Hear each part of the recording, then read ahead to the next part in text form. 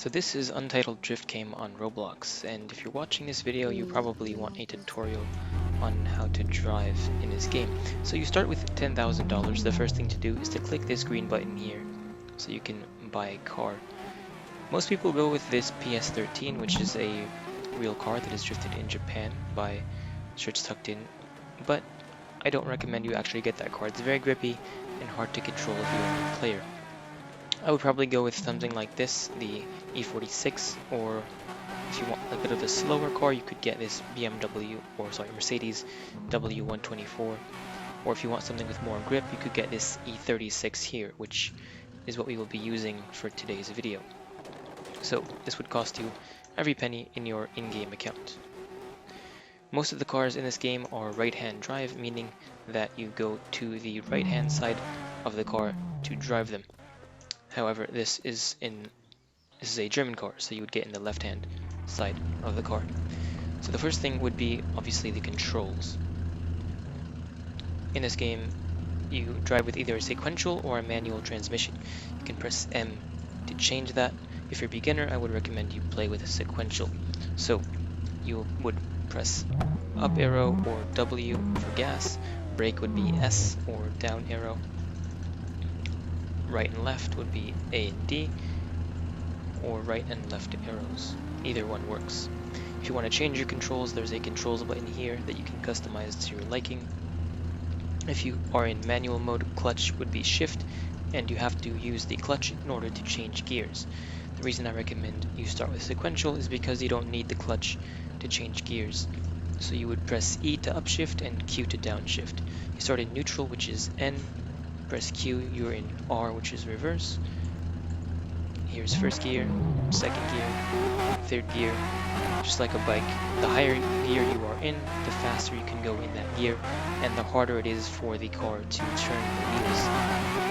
The same way it's harder to turn the wheels of a bike in a harder gear. So, another important control is the handbrake, which is X. You can change that if you don't like the positioning. I personally use my thumb to hit it. So the handbrake is useful because normally when you're drifting, you're using the power in order to cause the rear wheels to slide because they are spinning faster than the car is moving. This can be a little bit hard to control, so what you can do is you can press the handbrake, which is X, and cause the car to be in a more controlled slide. This is used in a few different scenarios. Normally, the main place you will see this being used is to enter a curve.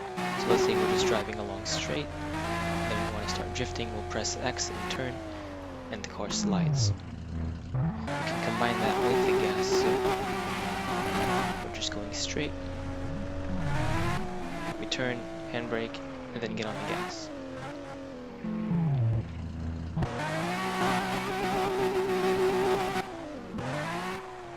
Once you're drifting in the middle of the drift, you can also use the handbrake to make your line longer, to extend your line, make it go to the outside rim.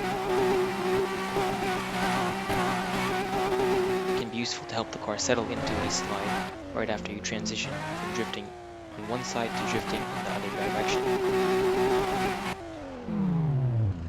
Traction control is T. It's off by default. It is red if it is off. Y is to turn on and off ABS. ABS is going to be your anti-lock braking system, which will normally prevent the car from going into a slide when you press the brakes. With it off, you can see the car skids, which is better when you are drifting, so I recommend that you turn ABS off. When you're drifting, I recommend you stay in third gear, although if you're comfortable, you can switch gears during your slide depending where it feels comfortable. Different cars have different gearing and varying levels of power, so you'll be able to drift better in certain gears depending which car you're driving. This beginner map, the starter map, the map you spawn on normally, is called Drift Playground. It is not a real map in real life, but it is a very handy course to practice on. It has some very nice corners. At first, you don't want to try to get too close to the wall, because you will inevitably crash and be very frustrated.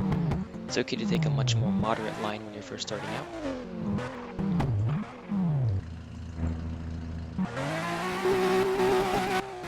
More experienced drivers, as you get better, you can follow their line and see what kind of line they take, and try to follow it, imitate it, or just find your own line.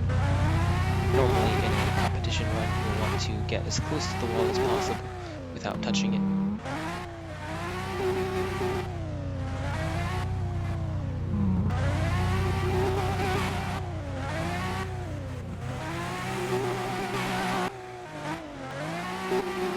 Controlling the throttle is very important, so you want to be on the throttle most of the time in order to keep the car sliding, but if you feel like it's getting out of control, don't be afraid to lift off to let the car gain some grip.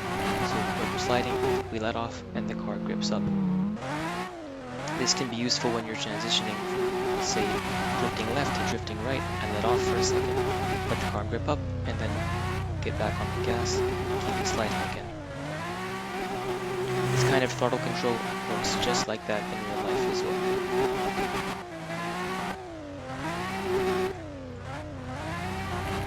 If you stay on the throttle all the time, you'll gain too much speed and probably end up getting too much aim and hard to control.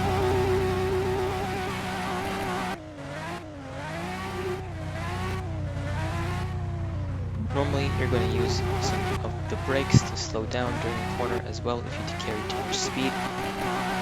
Or if you enter with the handbrake, you will scrub off some speed initially anyway.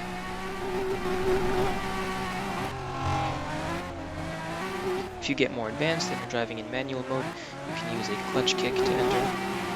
Let's switch to manual mode. Kicking the clutch will disengage the engine from the wheels, meaning that the car can rev up just like you let off, except that the engine is now at full RPM if you are still on the gas, so when you let off the clutch, immediately it starts sliding again. This can be a very useful tool for transitioning at high speeds. Cut to clutch kick.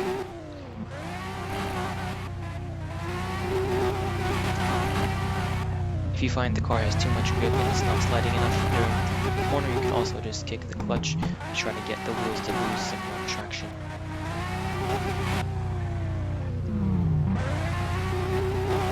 When you tap the brakes, you lose a little bit of speed, and it also throws the weight of the car forward, meaning that you lose some grip on the rear, which can help you get more angle into a drift as well.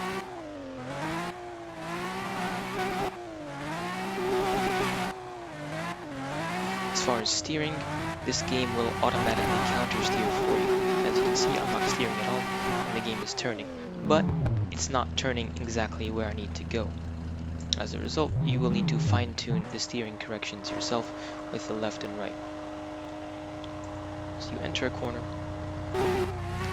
say this corner here, and I just give it a little bit of steering to the left, and then so I want to transition some steering to the right.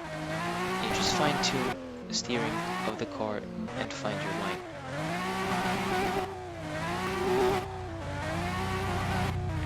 Generally, you want to use the throttle to help steer the car when you're drifting. So when you're on the throttle and you're turning the wheel in, so we're turning right and we're turning the wheel to the right, we're pressing the right arrow. Even if the wheels turn to the left, we're pressing the right arrow when we're turning right. Just like this. That will make your line tighter. That will make you gain more aim. If you want to make your line wider, you do the opposite, so you turn out while you're on the throttle. So you want to tighten the line here, widen the line, and then transition. You want to let off the throttle when you have too much speed and you want to grip up, or when you're transitioning like that.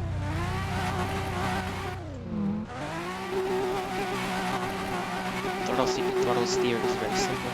All you have to do is turn in and use the throttle to tighten, gain angle, turn out while using the throttle to widen the line, gain angle, or sorry, remove angle.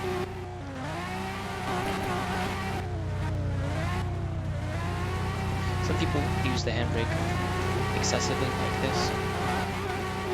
This is not necessarily a good thing to do. If you're starting out and it helps you to not crash, then it's fine. But if your handbrake becomes a crutch for you, you won't be able to drift properly using other techniques. The handbrake in essence slows down the car, causing it to lose speed. so you won't be able to have as good of a run if you excessively use the handbrake. At a higher level, the handbrake is not really necessary except for making small corrections and line extensions, like right there. You can just transition using some brakes to shift the weight forward, and with a little bit of careful throttle control, you don't actually need to use the handbrake.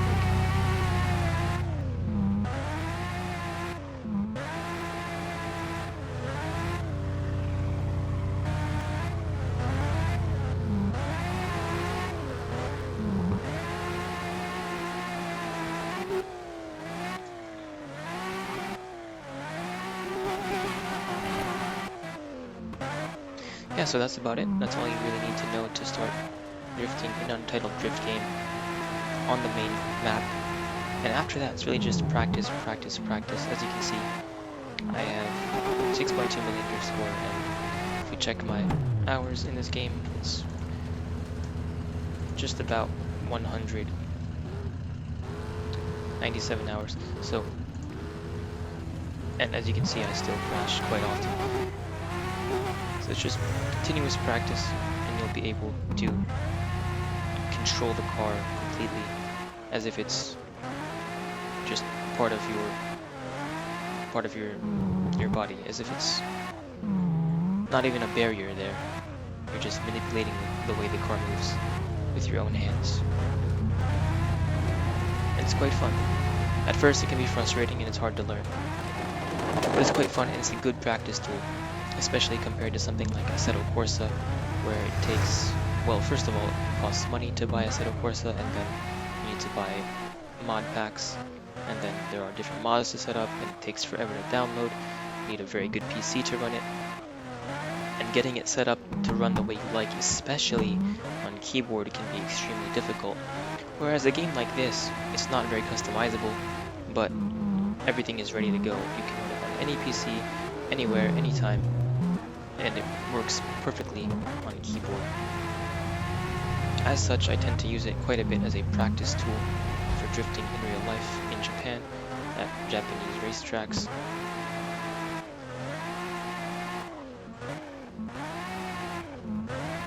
And most of the stuff in this game does carry over. Throttle control is very similar from in-game to real life.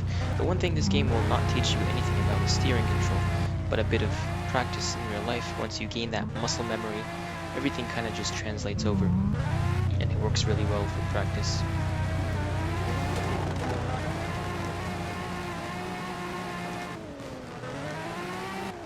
Alright, let's head over to a different track. We can go to one of my favorites, which is Meihan Seacourse. Now, Meihan Seacourse is a real track in real life. This is a track that is about an hour from me in real life, and I'm planning to go here very soon for some real life practice. So I've been playing this map quite a bit.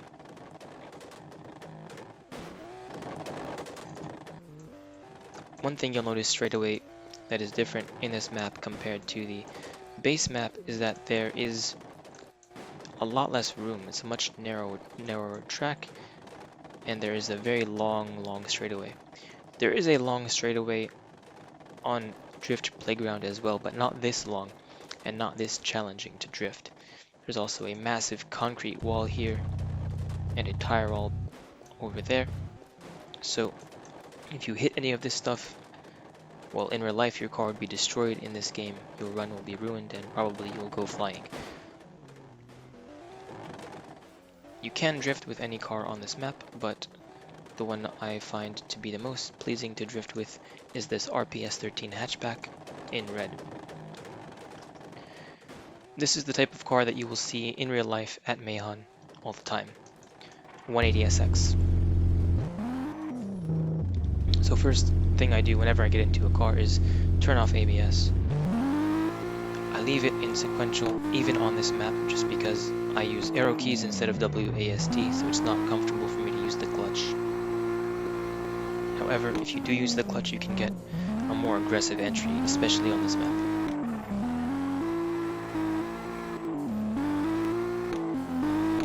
A little bit of lag.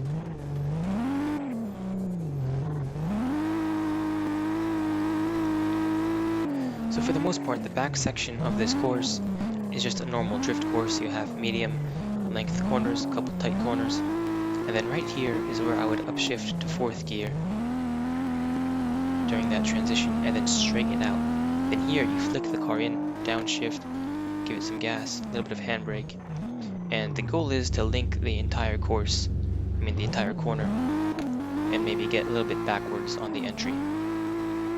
With this much lag, it's a little bit hard to do.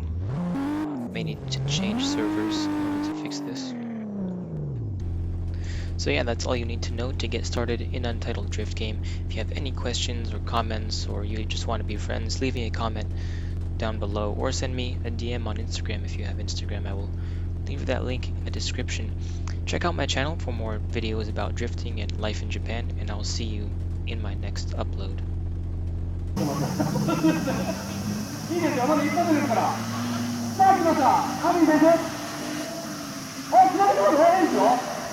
やる気がみんな切ります。素晴らしい。